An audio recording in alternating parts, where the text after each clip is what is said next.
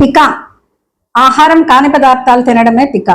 అన్డైజెస్టివ్ food products. యాక్చువల్గా చిన్న పిల్లలు, ఇన్ఫాంట్స్, టాడ్లర్స్ దొరికిన ప్రతి పదార్థాన్ని నోట్లో పెట్టుకోవడం అనేది common. That is infants and toddlers. ఒక వయసు వచ్చిన తర్వాత కూడా అవన్నీ అన్వాంటెడ్ పదార్థాలు తింటూ ఉన్నారు అంటే దాని గురించి ఆలోచించాల్సిన అవసరం ఎంతైనా ఉంటుంది. దీనినే మెడికల్ టర్మినాలజీలో పికా అంటారు. పికా అనే వర్డ్ ఎందుకు వచ్చింది అంటే, ఒక బర్డ్ దట్ ఈస్ కాల్డ్, అది ఒక లాటిన్ పదము. మెగాపై అనే పికా అనే బర్డ్ నుంచి ఈ పదం రావడం జరిగింది. ఆ బర్డ్ ఏంటంటే అన్వాంటెడ్ థింగ్స్ అన్నిటినీ అది తృప్తిపరచుకోవడానికి కొన్ని గ్రాస్ ని, రకరకాలు అది అన్డైజెస్టెడ్ ఫుడ్ అన్ని కూడా తింటూ ఉంటుంది. అందువల్ల దీన్ని పికా అనే బర్డ్ తో మెన్షన్ చేయడం జరిగింది. పికా అనేది మోస్ట్లీ ఐరన్ డెఫిషియన్సీలో కనబడుతుంది.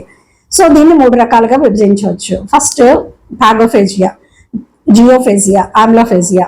సో జియోఫేజియా అంటే like dust, mud, sand, clay. So వర్షం పడినప్పుడు ఆ మట్టి పిల్లలు గీక్కొని తినడము, ఇవన్నీ కూడా జియోఫేజియా. పాగోఫేజియా అనేది ప్రెగ్నెన్సీలో చాలా మందిలో క్రేవింగ్ కింద కనబడుతూ ఉంటుంది.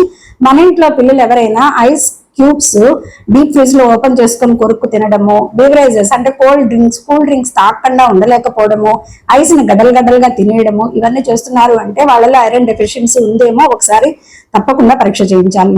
మూడోది ఆమ్లోఫేజియా. ఆమ్లోఫేజియాలో ఏమవుతుంది అంటే మెయిన్ ఉడకని ఆహారాన్ని అంటే బియ్యాన్ని లేదా అన్కుక్డ్ స్టార్చ్ ని ఇంట్లో ఏదైనా వండుతూ ఉన్నారు, సో ఉడకట్లేదు, ఉడకపోయినా కూడా పిల్లలు వచ్చి తింటూ ఉన్నారంటే అది కూడా పికా కింద తీసుకోవచ్చు.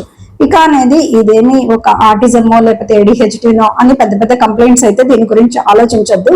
పికా ఉన్న పిల్లల్లో షార్ట్నెస్ ఆఫ్ బ్రెత్ ఉండే ఛాన్స్ ఉంటుంది, ఇంక్రీజ్డ్ హార్ట్ బీట్ అనేది ఉంటుంది, ఐరన్ డెఫిషియన్సీ మోస్ట్లీ ఉంటుంది. ఎవరింట్లోనైనా ఇలాంటి పిల్లలు ఉన్నారు అంటే తెలియకుండా వాళ్ళు తింటూ ఈజీగా సిక్ అవుతున్నారు. చాలా మంది పిల్లలు ఏంటంటే గ్యాస్ట్రిక్ ఇన్ఫెక్షన్స్ రావడము, తొందరగా వీళ్ళు తిన్న పదార్థాలు అరిగించుకోలేకపోవడము, లేదా ఫుడ్ ఇన్ఫెక్షన్స్ గురవడము, ఈజీగా డయేరియా రావడం, స్కిన్ ప్రాబ్లమ్స్ రావడము, తర్వాత ఈ చేతి గోల్డ్ అన్ని కూడా డిఫరెంట్ కనపడము, తల గీక్కోవడము, సో ఆలోచన విధానం ఫోకస్డ్ గా లేకపోవడము, ఇవన్నీ ఉన్నాయి అంటే పిల్లల్లో తప్పకుండా ఐరన్ డెఫిషియన్సీ ఉందేమో.